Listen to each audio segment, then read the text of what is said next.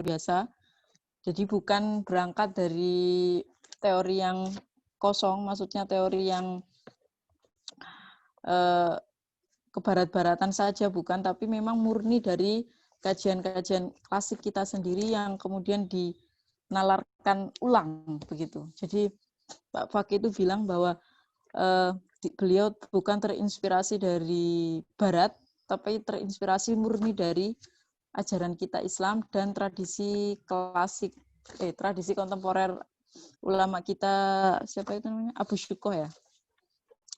Ulama karena dalam tesisnya beliau itu kan di UGM, disertasinya beliau juga meneliti Abu Syukoh. Nah, dari situ beliau kemudian merumuskan teori ini. Teori apa namanya? Mubadalah ini. Jadi teori ini sebenarnya sudah ada, sudah ada prinsipnya di dalam Islam, tapi kemudian dikuatkan lagi oleh Mas Pak Fakih tadi. Jadi saya belajar teori ini juga langsung ke Pak Fakih, walaupun ya nggak sesempurna orang yang bikin ya pahamnya.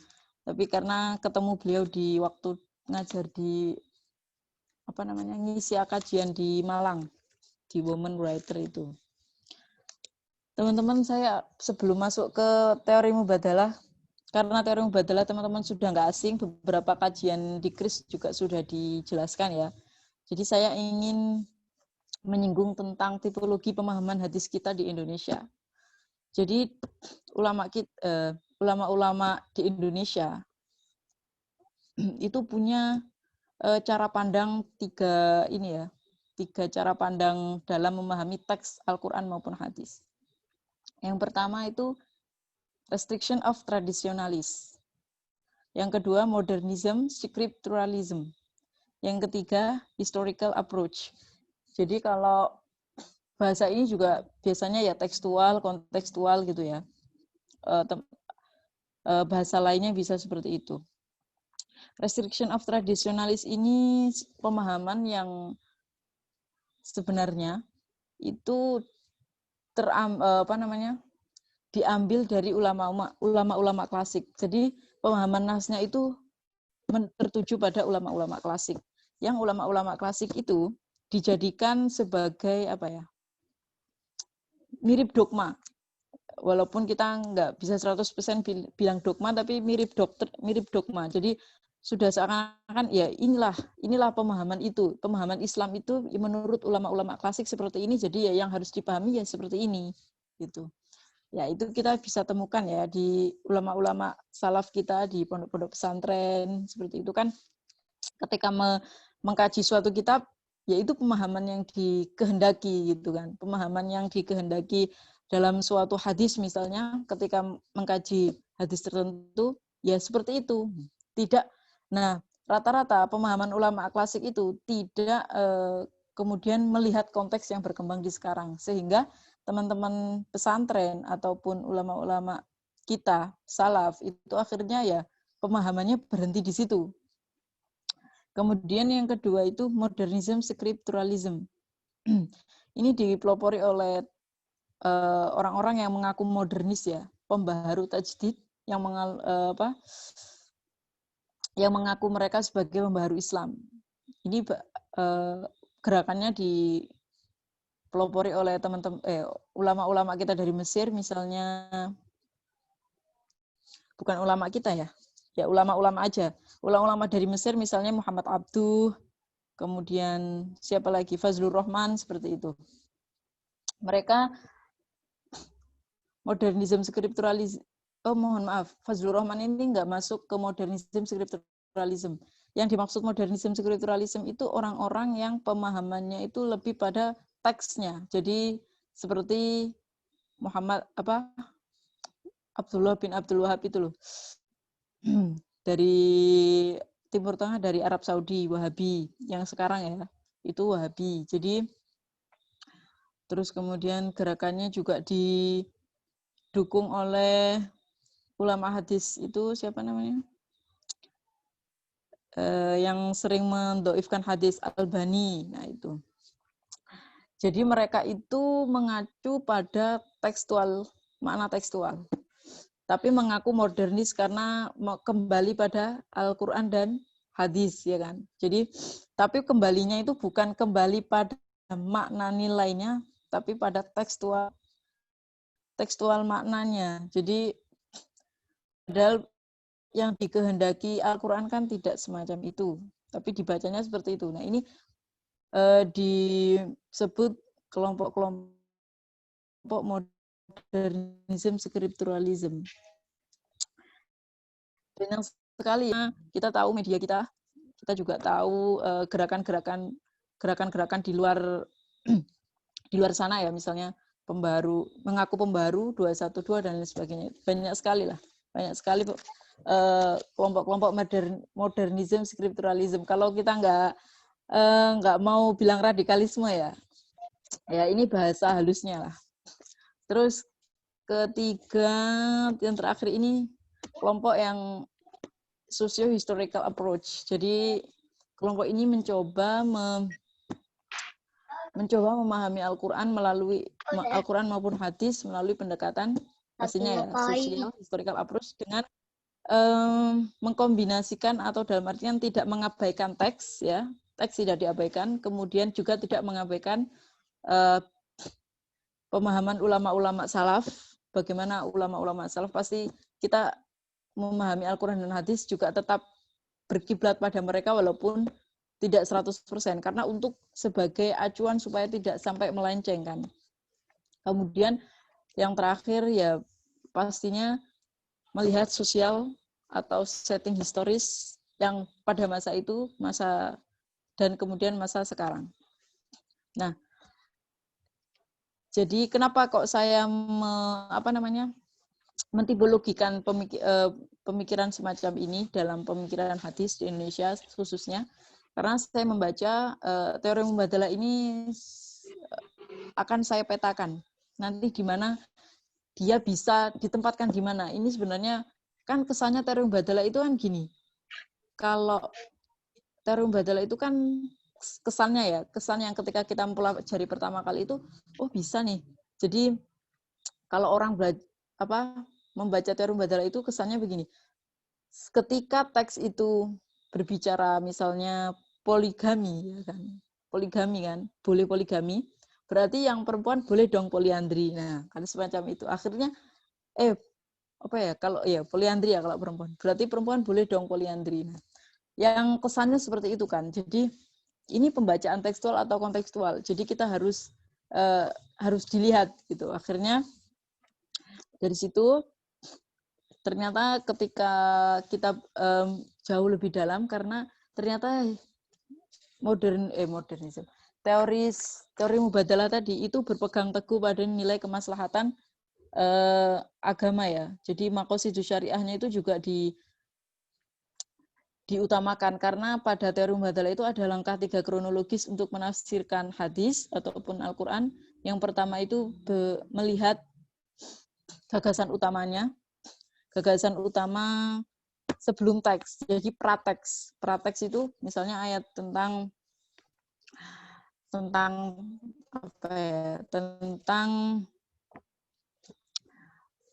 wal mutallaqatu yatarabbasna bi anfusihinna thalathata quru misalnya. Tapi jangan ayat itu ya. Ayat itu kayaknya enggak cocok. Misalnya tentang hadis-hadis tentang itu loh, ketika seseorang diminta untuk seorang wanita ya, sebentar saya bacakan, saya ini enggak hafal hadis. Idza da'a ar-rajulu imra'atahu ila firashihi fa'abat fabata ghadban 'alaiha la'anat zal malaikah hatta tusbihna. Misalnya hadis ini ya. Itu ternyata langkah kronologisnya begini. Tidak langsung kemudian diartikan, oh berarti kalau begitu ketika laki-laki menolak perempuan berarti dilaknat juga gitu kan. Nah, tidak sesimpel itu memaknai teori mubadalah. Pertama yang kita harus kaji atau harus kita ketahui, hadis ini sebenarnya ingin berbicara tentang apa.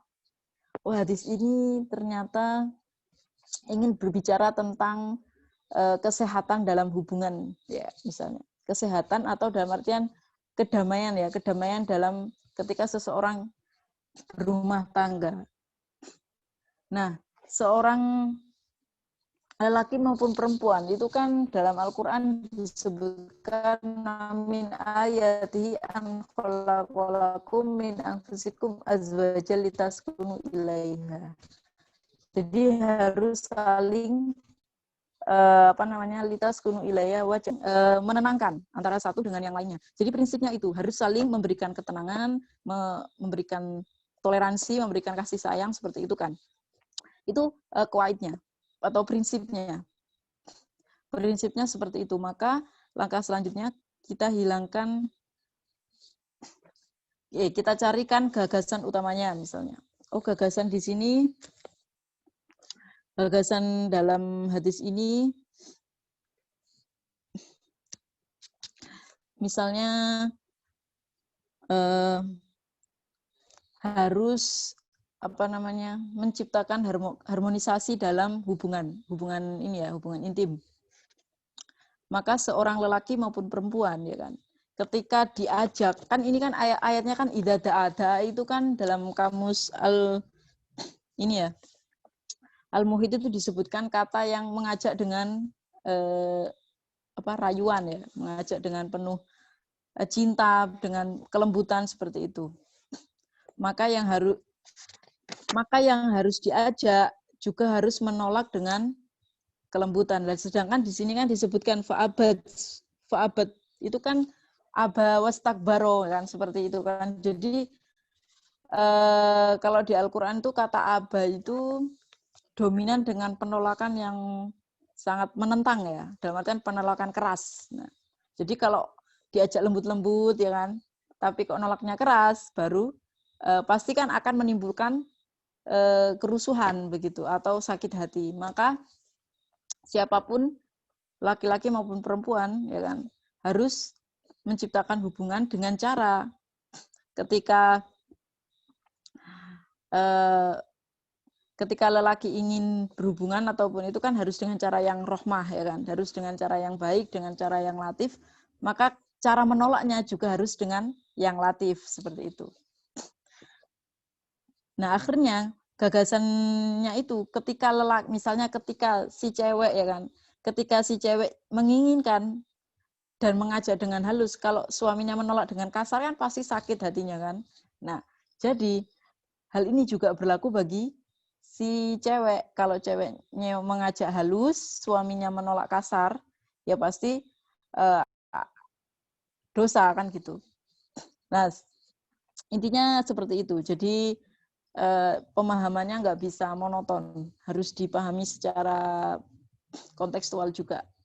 Secara kronologis dari tekstual ayat kan seperti itu ya kalau memahami hadis. Dan nanti terus dimubadalahkan. Nah, setelah saya menguji beberapa teori ini itu kan termasuk dalam mengedepankan satu prinsip, yaitu prinsip kesetaraan. Nah, dalam beberapa teori yang dikemukakan modern socio-historical approach, itu setiap menafsiri Al-Quran juga harus mengutamakan kesetaraan, kemudian mengedepankan HAM, hak asasi manusia, kemudian juga harus berkembang mengikuti zaman. Maka teori ini juga bisa dimasukkan ke tadi socio-historical approach. Tapi dalam pembacaan saya, ketika ini kan hadis-hadisnya saya nggak cuma relasi antara lelaki dan perempuan ya. Jadi saya ujikan kepada hadis-hadis tentang pemimpin dan rakyat, kemudian hadis tentang relasi.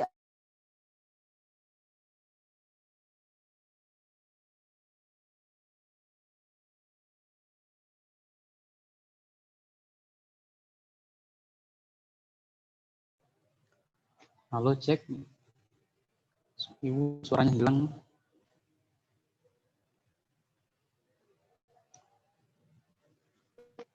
Mungkin jaringan ya.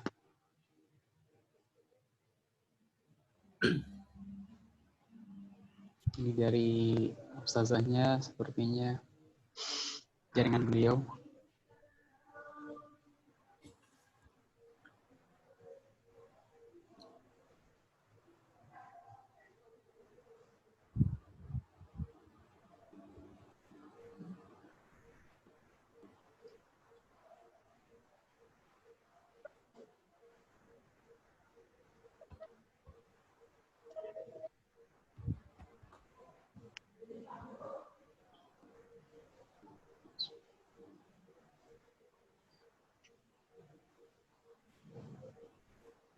Ya, kita menunggu beliau masuk lagi soalnya. Karena mungkin jaringan.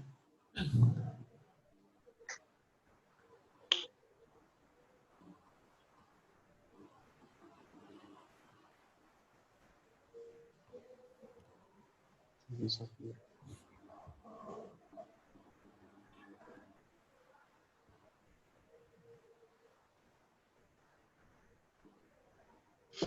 Jaringannya gak kena. Ya, kira. Iya.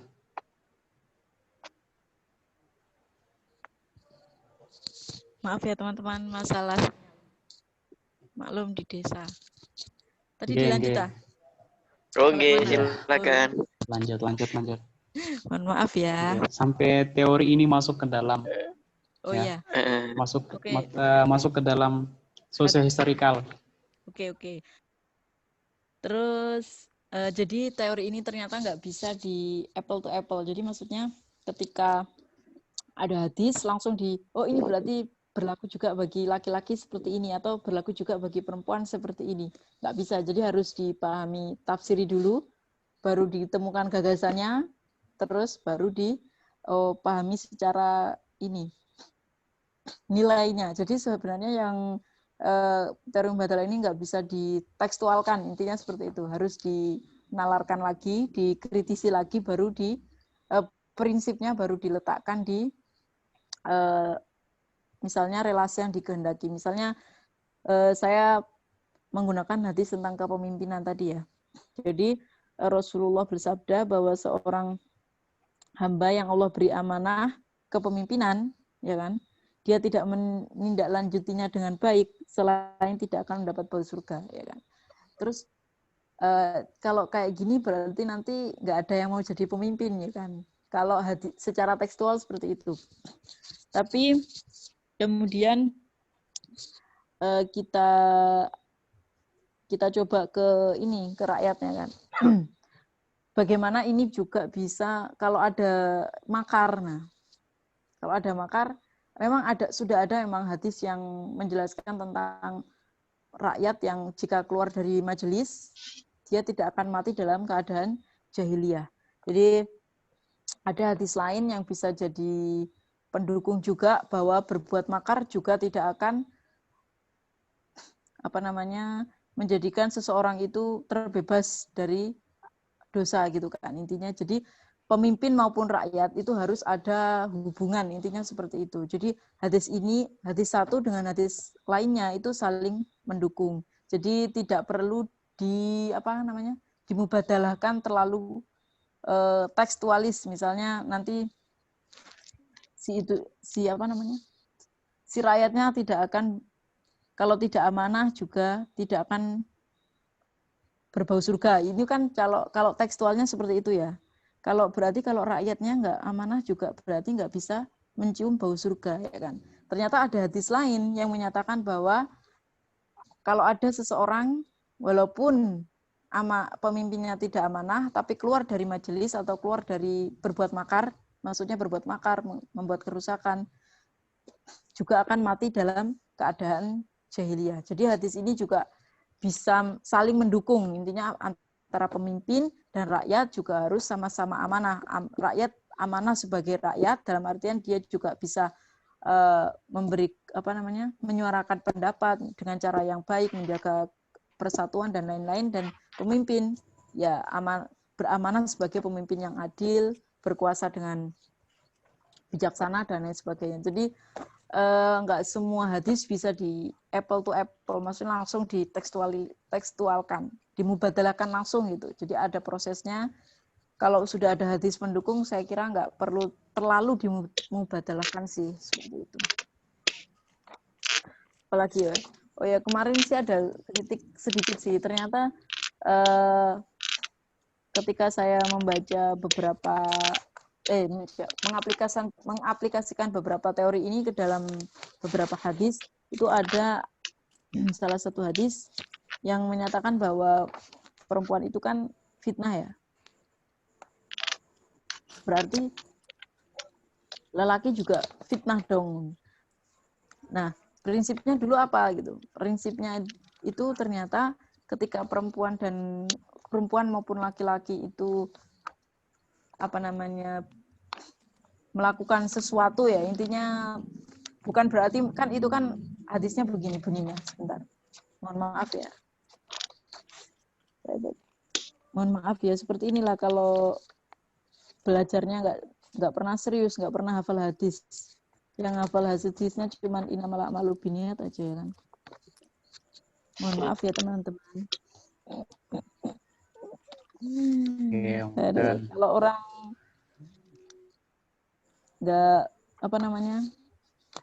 nggak pernah belajar ya kayak gini, nggak bisa kayak Gus Baha. Subhanallah. Ya kan kalau Gus Baha kan nggak usah lihat buku sudah baca hadis bermacam-macam. Nah kalau saya kan nggak bisa. Mana tadi ya? Intinya yang berbicara bahwa mata roktu ba'di fisnatan adurru ala rijali minan nisa. Jadi ini hadis ini sahih apa enggak ya? Hadis ini itu diriwayatkan dari, sebentar, saya cek biar nggak salah.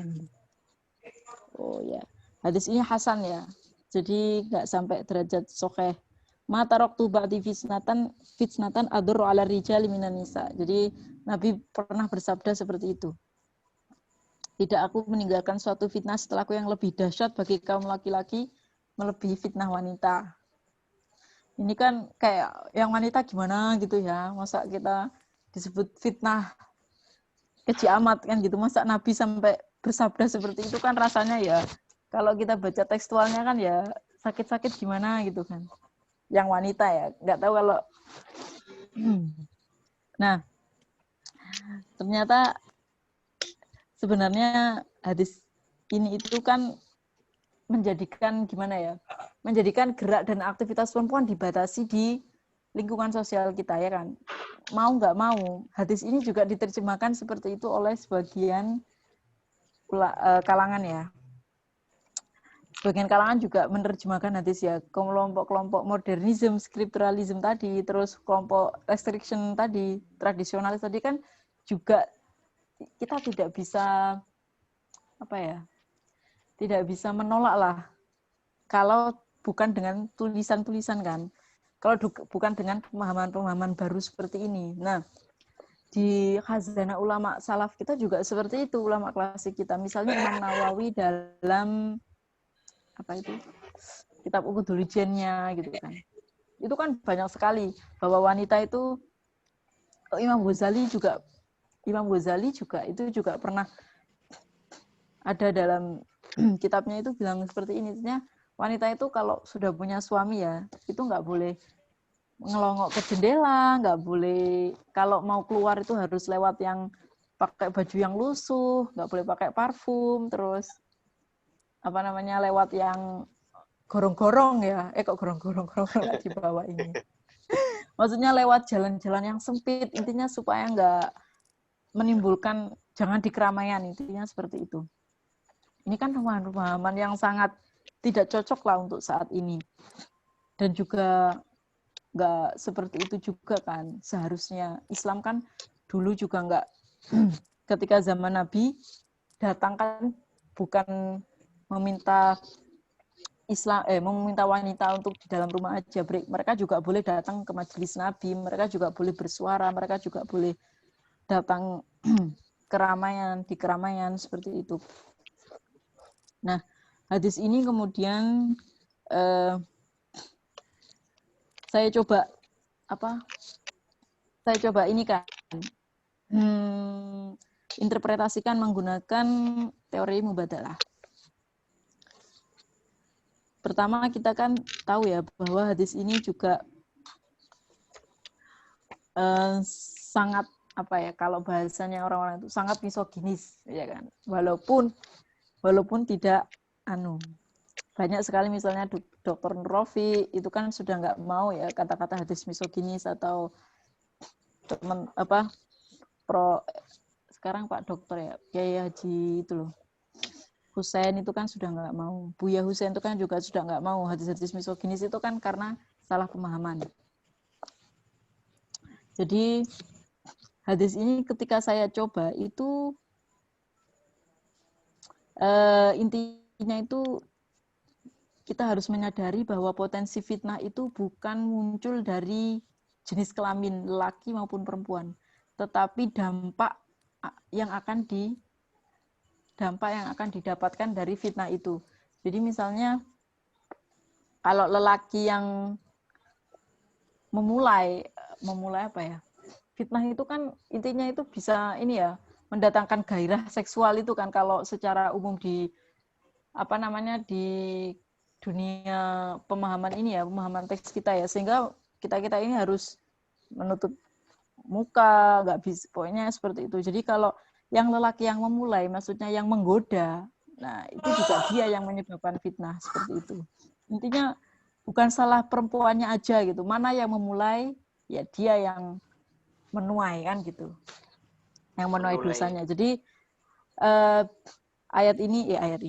hadis ini juga bukan hanya untuk lelaki atau bukan hanya untuk perempuan, tetapi ya untuk lelaki. Fitnah itu apa gitu? Prinsipnya di situ. Jadi kalau fitnah itu diartikan hanya sebagai untuk wanita ya, atau dibatasi bergerak di sosial. Oke, itu aja sih. Jadi apalagi ya, saya juga bingung nih mau apa yang saya sampaikan, soalnya kan teman-teman ini sudah pintar semua, jadi saya bingung mana nanti dikritikin ini. Oke. Pertanyaan. Boleh dikritisi aja deh. Kalau pertanyaan nanti takutnya nggak bisa jawab. Nggak bisa jawab yang... Oke teman-teman, boleh kita mulai. Maaf, boleh kita akhiri atau gimana? Silakan hostnya. Enaknya gimana? Terserah. Maksudnya, mohon maaf ya. Kalau misalnya sudah selesai, mungkin kita buka pertanyaan. Atau mungkin gitu. Ada tanggapan dari teman-teman lain atau gimana? Oke teman-teman, mungkin singkat itu aja ya. Singkat ya, tapi semoga memahamkan lah. Karena kan kalau bicara gender sudah ada ahlinya ya di KRIS ya. Siapa itu yang biasanya nulis tentang gender? Saya mau bicara banyak tentang gender, nanti takutnya melenceng dari perspektif teman-teman. Oke? Itu aja. Mungkin itu aja, kurang lebihnya saya mohon maaf yang sebesar-besarnya. Ada kekurangan, mungkin bisa teman-teman tambahi, atau kalau pendapat-pendapat saya kurang pas, ya bisa dikritisi lah intinya. Kan kita akademisi ya, jadi bebas. Oke. Saya serahkan ke hostnya, ke moderator. Ya, seperti itu apa yang disampaikan dari narasumber kita pada meeting kali ini. Semoga apa yang beliau jelaskan itu bisa kita pahami secara maksimal dari pembahasan mengenai teori mubadalah tadi. Soalnya ya seperti saya ya, kondisinya memang kalau misalnya seperti saya yang di jurusan lebih fokus kepada Al-Quran, itu tidak menutup kemungkinan juga memahami Al-Quran melalui bantuan hadis. Nah, sementara hadis-hadis ini kebanyakan apalagi di media sosial, itu lebih dipahami ke dalam makna tekstualnya. Nah, mereka orang-orang yang Al-Quran dan hadis itu lebih kepada ternyata, saya baru dapat dari Ustazah tadi, ternyata mereka lebih kepada pemahaman tekstual, bukan pemahaman secara kontekstual, maksudnya nilai esensial yang dipahami, yang bisa kita ambil sebagai panduan kehidupan untuk masa sekarang, yang cocok untuk kehidupan masa sekarang. Nah, teman-teman yang berkomentar mengenai tema kita pada malam hari ini, dipersilakan. Pak Dir, ngapunten, saya kan bukan hostnya, jadi mungkin kalau yang angkat tangan mungkin bisa ketahuan dari situ. Oke, saya jadikan co-host ya. Bisa. Monggo teman-teman yang mau bertanya silakan. Ini berapa partisipasi? 19. Ya monggo.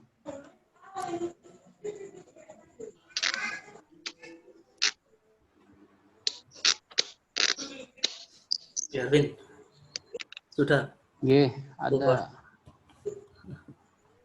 Teman-teman ada yang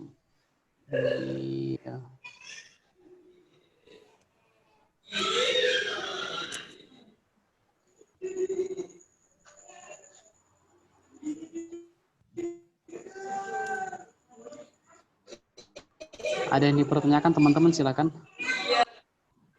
Kalau belum ada mungkin saya dulu sebagai pembuka. Ini sambil menunggu teman-teman yang lain. Begini Ustazah, apakah dari semua hadis-hadis resiprokal itu, apakah semuanya bisa diterapkan untuk teori mubadalah ini? Apakah hanya hadis-hadis yang ada dalam ruang lingkup yang termasuk resiprokal saja, atau hadis-hadis yang lain juga bisa, yang secara tekstualnya sudah bisa kita pahami seperti apa adanya begitu, atau memang ada yang khusus untuk, maksudnya yang untuk teori, untuk hadis-hadis yang masuk dalam teori mubadalah ini cocoknya untuk hadis-hadis yang kriterianya seperti ini, gimana gitu saudara? Demikian. Sambil menunggu teman-teman yang lain. Ya, kita diskusi santai ya. Mungkin teman-teman lagi ini. Jadi kalau hadis-hadis, oh ya tadi saya belum jelas. Mungkin sebenarnya yang saya teliti itu, iya, yang saya teliti itu bukan hadis resiprokal. Saya yang salah ngasih ini sih. Saya yang ngasih judul ke Masnya kemarin, hadis-hadis relasional. Terus hermeneutikanya mubadalahnya itu yang namanya resiprokal. Jadi hermeneutika resiprokal. Jadi saya itu nulisnya di tesis saya kan hermeneutika resiprokal, bukan mubadalah. Sebenarnya itu hanya istilah aja sih. Karena resiprokal itu kan artinya kesalingan. Kalau hadis, nah tadi Masnya kan tanya nih, bisa buat hadis seperti apa aja nih. Nah, sebenarnya teori mubadalah ini itu berlaku untuk yang intinya ada teks-teks yang membutuhkan pemaknaan lebih di luar teks itu. Jadi misalnya teks itu harusnya berbicara tentang satu pihak, ya kan. Tetapi ada pihak lain nih yang merasa dirugikan, misalnya tentang anak sama orang tua. Misalnya di dalam Al-Quran itu anak diperintahkan untuk menghormati orang tua. Nah kan kalau misalnya kita mengacu hanya pada ayat ini, terus gimana nih orang tua? Apakah juga bagaimana andilnya dalam mengurus anak? Nah ini seperti ini bisa dimasukkan dalam ayat-ayat yang bisa dikaji dengan teori mubadalah. Jadi teori mubadalah ini intinya bisa digunakan untuk secara sosial yang memang membutuhkan makna yang satunya itu mengalami ketimpangan. Jadi supaya tidak ada ketimpangan, maka mubadalah ini sebagai alternatif ya, sebagai alternatif untuk memahami teks-teks Al-Quran maupun hadis. Seperti itu, Mas. Jadi boleh apapun lah, yang intinya seperti itu. Teorinya intinya berpegang pada kesetaraan. Jadi membicarakan dua pihak ya, berarti membicarakan dua pihak. Pihak itu bisa luas sekali ya. bisa masyarakat sama pemimpin, bisa pembeli sama penjual, bisa pemberi hutang dan yang menghutangi misalnya kan. Atau misalnya hubungan kita dengan Tuhan, apa perlu diresiprokalkan. Nah, itu kan pihak ya, dua pihak. Nah, kalau hubungan kita dengan Tuhan, ya kalau itu sudah jelas ya, kalau kita berbuat baik, pasti Allah yang balas. Maka tidak perlu diresiprokalkan, karena Allah sendiri yang sudah menjamin gitu loh intinya.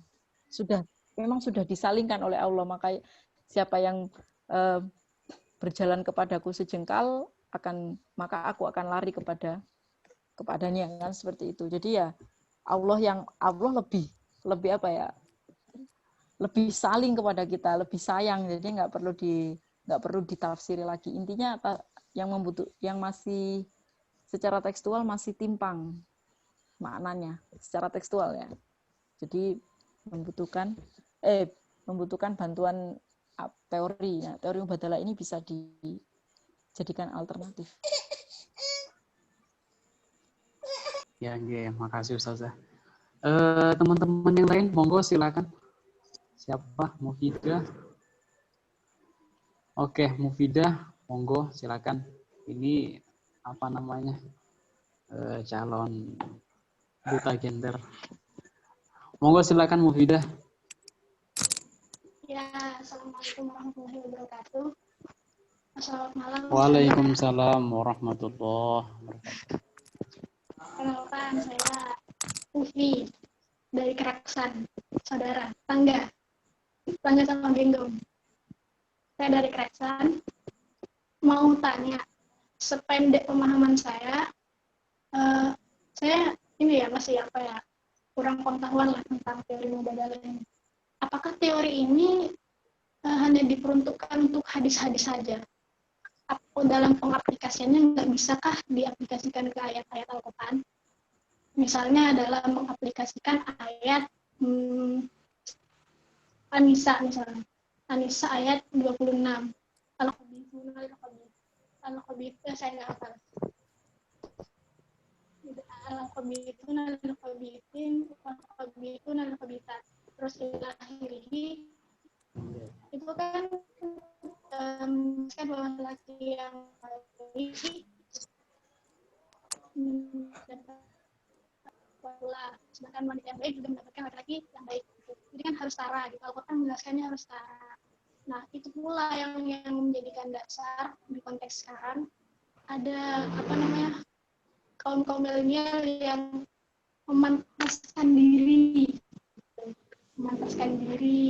proses memantaskan diri untuk jenjang yang lebih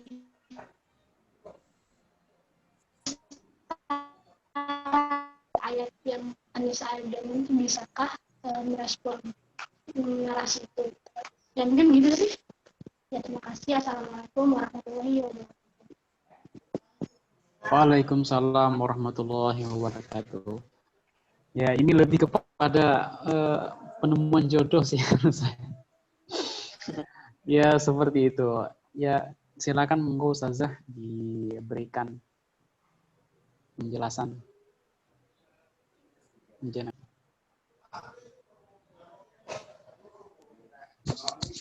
Mungkin bisa diulang lagi pertanyaannya tadi, soalnya kayaknya putus-putus pertanyaannya.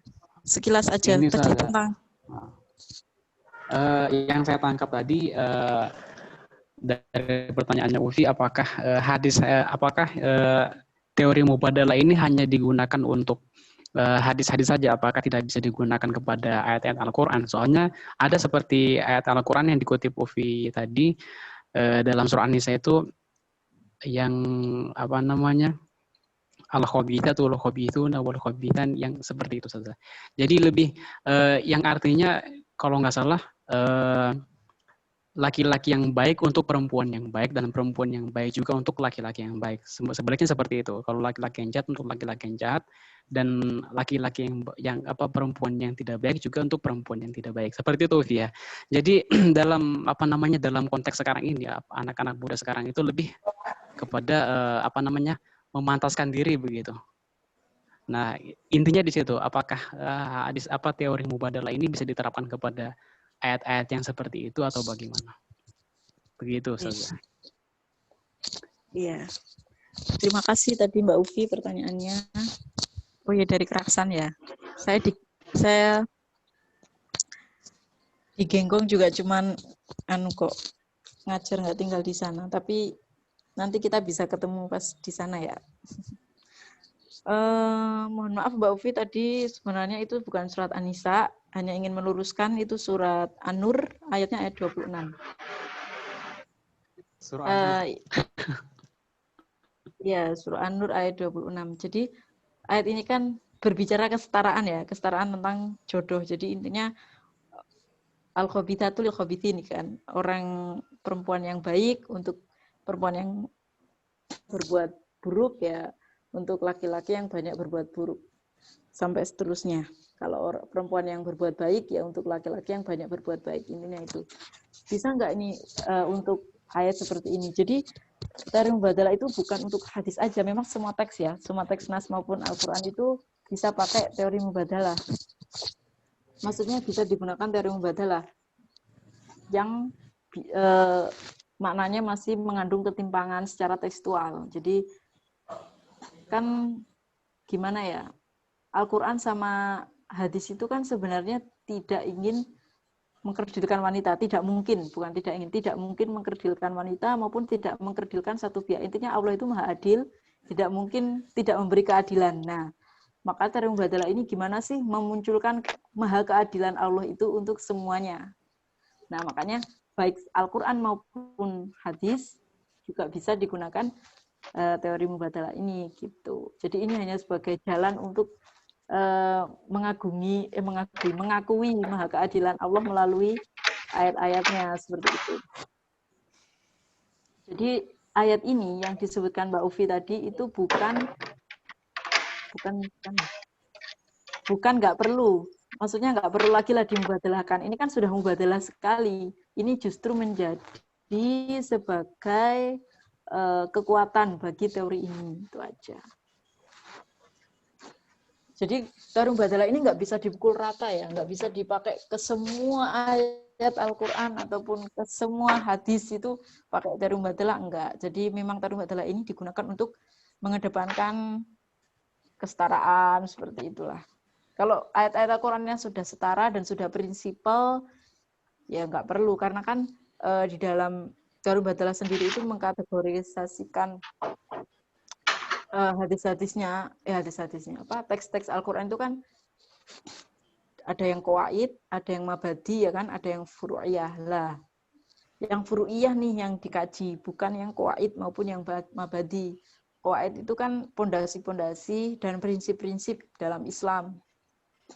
Kalau ayatnya sudah prinsip sekali, sudah memang itu yang dikehendaki, nah sedangkan ada ayat nih yang secara tekstual ya, maksudnya secara tekstual aja, tekstualnya Al-Qur'annya Indonesia lah ya, bukan tekstualnya para itu kok timpang. Nah, maka dikembalikan ke prinsip tadi, prinsip pada ayat yang lain, yang seharusnya gimana nih supaya sampai pada prinsip itu. Misalnya qawaidnya, misalnya semua hamba di muka bumi ini, baik perempuan maupun laki-laki, pasti mendapatkan balasan surga, ya kan?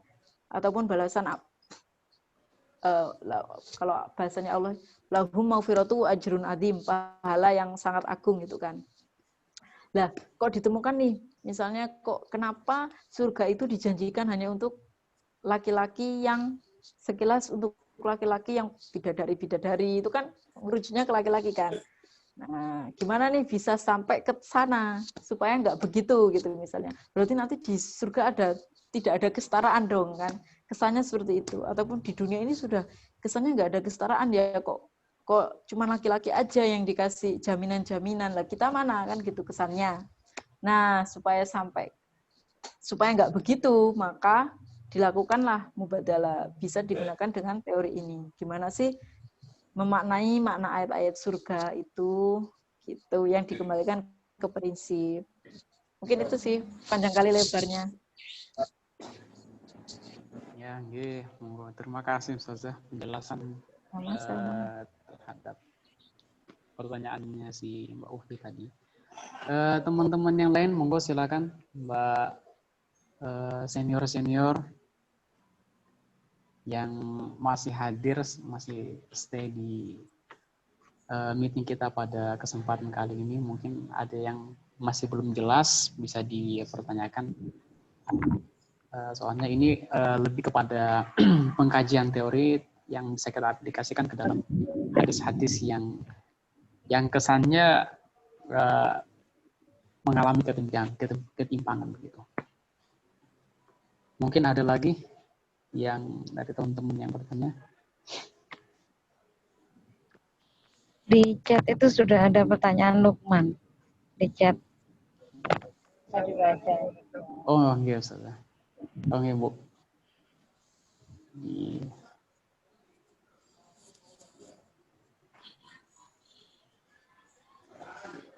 Nah ini ada pertanyaan dari Mas Lukman. Pertanyaannya bagaimana kemudian jalan keluar atas pemahaman hadis-hadis yang tidak bisa diaplikasikan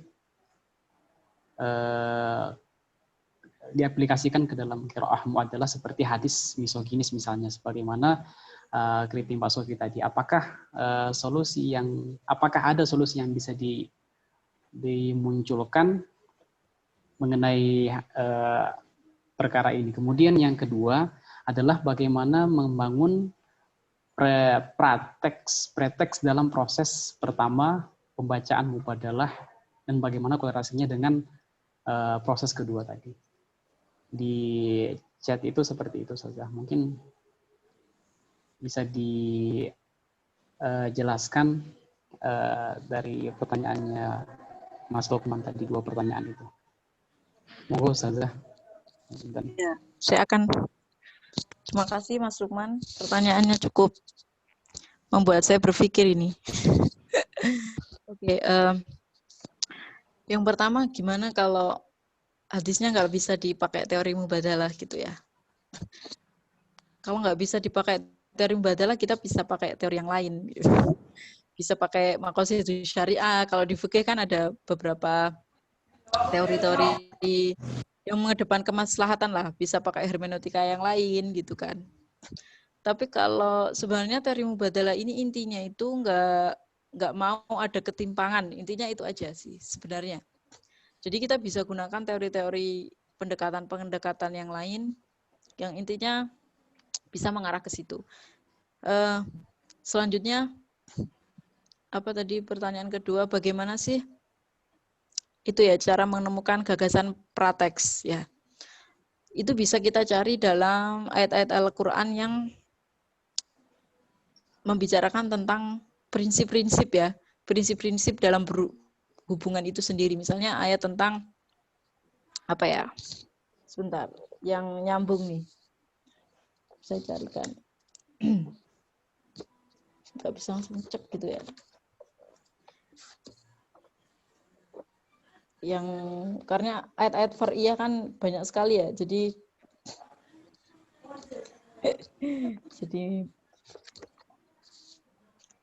misalnya tentang azani la yankihu illa zaniatan au musyrikata wa itu sudah prinsipal itu, nggak perlu.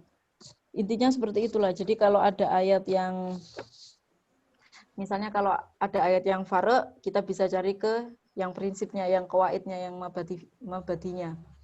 Nanti kalau setelah itu kita gagasan di teksnya, gagasannya itu apa gitu. Kita sambungkan ke yang kedua, yang pertama tadi, yang qawaid tadi. Barulah kita bisa menemukan makna dari situ, kemudian kita berlakukan untuk subjek maupun objek. Jadi intinya mubadalah itu kan ada 3 tahapan ya tadi. Prateks, kemudian gagasan tadi, kemudian membuang subjek sama objeknya. Biasanya subjek sama objeknya itu kan laki-laki maupun perempuan itu dibuang, kemudian gagasan itu dikeberlakukan untuk keduanya. Nah, Sedangkan gagasan ini harus berlandaskan pada prinsip dari ayat lain yang itu mendukung atau dalam artian mendukung gagasan yang ada di dalam ayat tersebut atau hadis tersebut. Enaknya saya pakai contoh ya. Misalnya kalau ayat Al-Quran, di sini saya pakai hadis semua soalnya. Nanti deh, saya buat PR, nanti saya jawab, saya carikan dulu biar enggak salah ini. Takut salah nanti kalau ngawur. Kalau ngawang-ngawang. Oke, Mas, lanjut. Ada pertanyaan lagi apa enggak?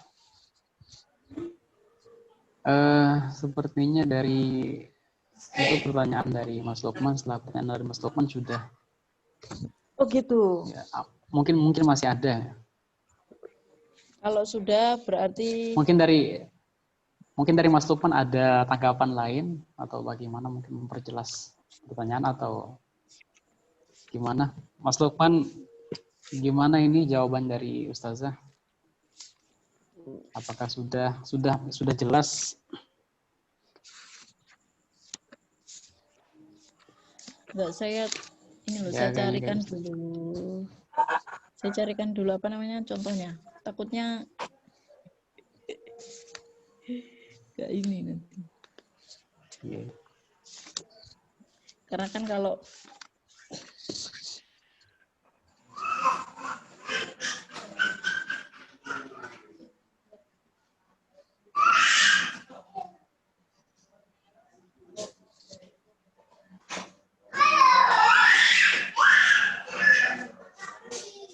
teman-teman, saya melanjutkan tadi ya, Mas Lukman ya.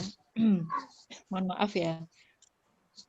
Di sini contohnya misalnya ayat zina linnasi hubbus syahawati minan nisa iwal banina wal qanatiril muqantarah al-ayah. Intinya hati manusia telah dihiasi dengan kecintaan pada sesuatu yang diinginkannya, yaitu perempuan, anak cucu, emas, perak, itu ya. Intinya ayat ini bagaimana nih? Kan ini pembicaraan ini kan bahwa manusia itu intinya hatinya itu dipenuhi dengan perempuan, gitu kan, anak-anak, seperti itu. Ini kan berarti yang di subjeknya kan lelaki ya kan. Nah, sedangkan perempuan ini seakan-akan sebagai objek lah, sebagai objek dari nas ini kan. Padahal dalam bahasa Arab itu kan juga ada ini ya, ada umum lafzi, maksudnya setiap linnas atau al-insan itu bisa berlaku untuk laki-laki maupun perempuan. Seperti itu. Nah, jadi dari ayat ini kan terkesan bahwa perempuan itu berpesonanya laki, seperti itu ya. Intinya ya sumber syahwatnya laki. Nah, terus gimana nih kira-kira lelaki masa gini kan gitu kayaknya. Berarti kalau kita buang subjeknya sama objeknya, ini kan laki-laki sama perempuan kan. Kita buang subjeknya, berarti siapa nih yang bisa menjadi sumber syahwat kan? Secara mubadalah seperti itu ya, tekstualnya seperti itu. Tetapi pada realitasnya kan, nah kita kembalikan nih, ternyata kan yang bisa tergoda itu kan kita bisa merujuk pada ayat-ayat Al-Quran misalnya, siapapun lelaki maupun perempuan yang berbuat baik ya kan pasti akan mendapat balasan surga, seperti itu. Lelaki maupun perempuan yang beribadah dengan sungguh-sungguh pasti akan mendapatkan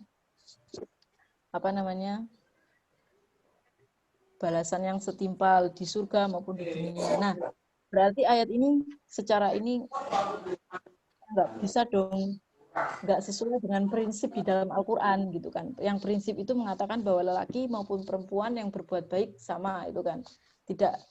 Bukan lelaki saja yang bisa menyebabkan syahwat, bukan perempuan saja dong yang bisa menyebabkan syahwat. Berarti seakan-akan perempuan ini menjadi objek dalam persyahwatan lah intinya gitu. Ternyata lelaki juga bisa digoda oleh perempuan. Ternyata perempuan juga bisa digoda oleh lelaki, ataupun lelaki bisa digoda oleh perempuan. Intinya mereka bisa saling berbuat buruk yang memulai gitu kan.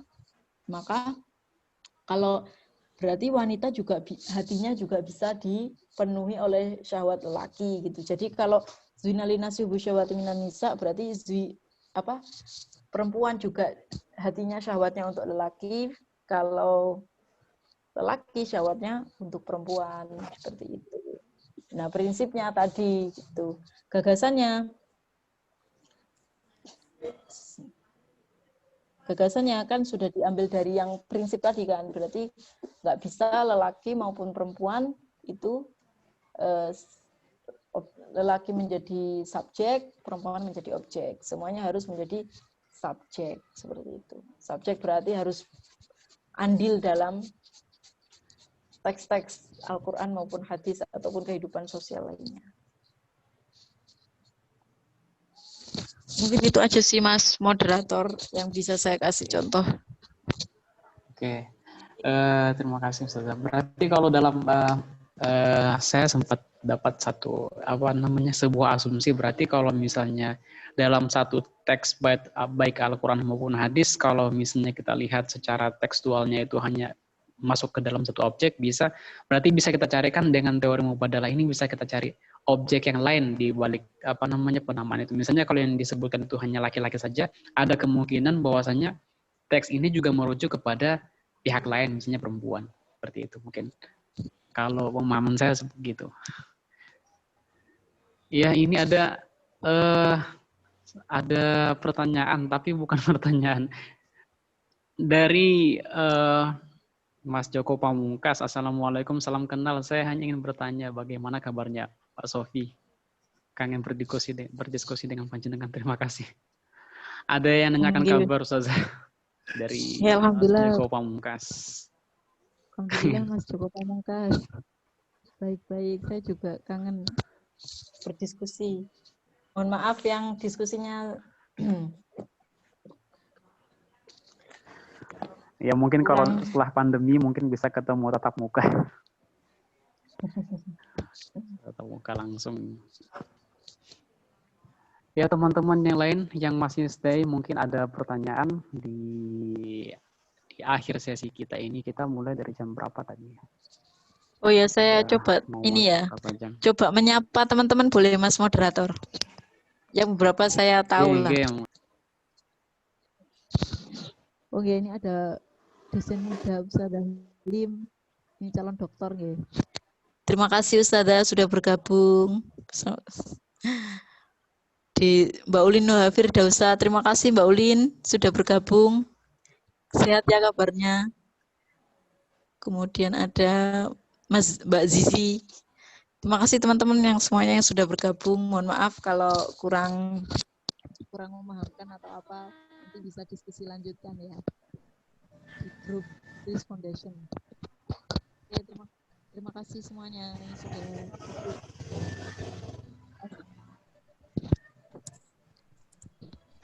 Sudah Mas moderator. Apa perlu saya tutup? Iya, monggo silakan. Oke. Enggak, mungkin ada titipan.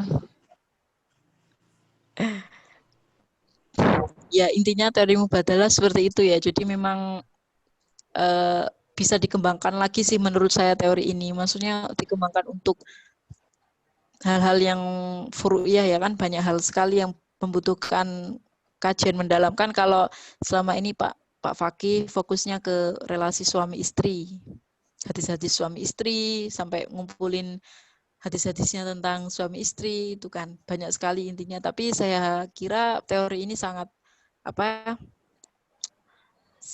potensial gitu untuk prinsip-prinsip yang lain atau ya hadis-hadis yang membicarakan tentang kesalingan yang selainnya ataupun ayat-ayat Al-Qur'an yang bicarakan resiprokal yang lain. Jadi memang ini tesisnya memang sangat kecil sekali, hanya berapa halaman. Jadi mungkin butuh penelitian lagi mendalam, butuh biar bisa bermanfaatkan untuk kedepannya juga. Mungkin bisa dilanjutkan nanti di jenjang berikutnya. Oke, teman-teman, terima kasih. Mohon maaf yang sebesar-besarnya. Saya kurang lebihnya juga mohon maaf.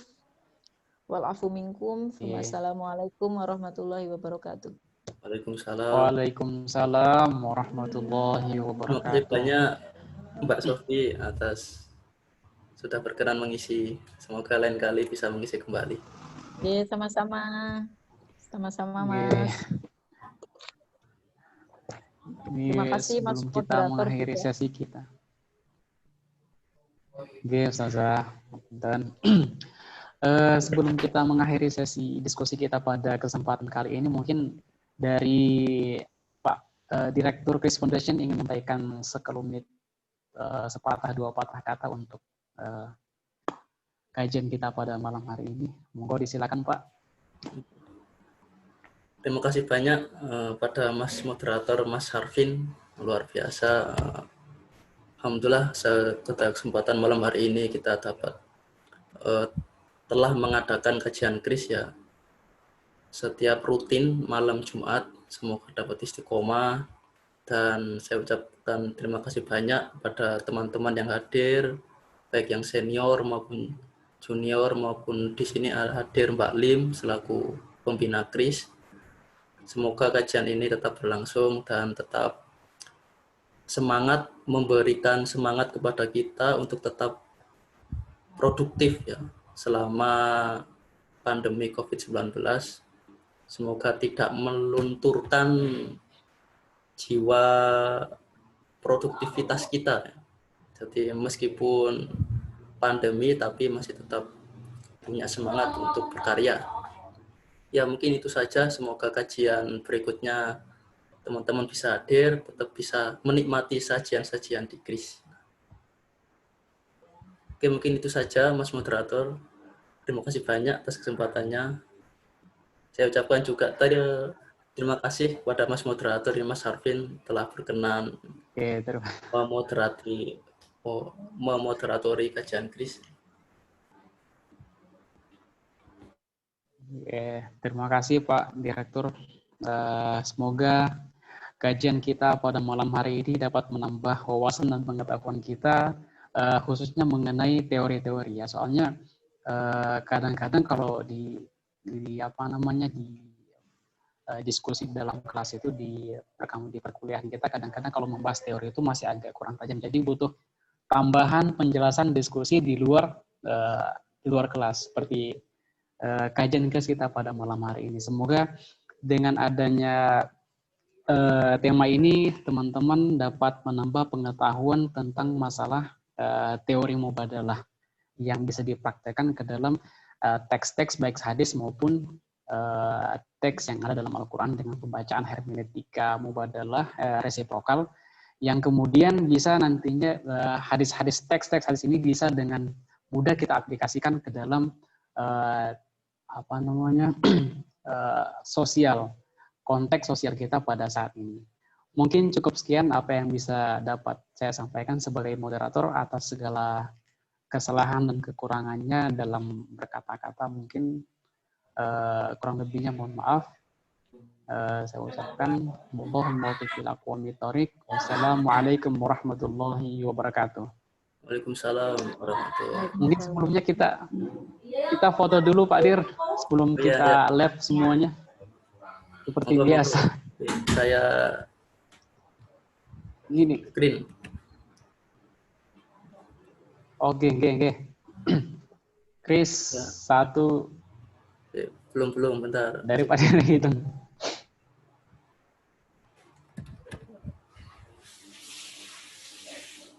Oke. Ya, enggak Ustaz ya. Ya Bu, nanti di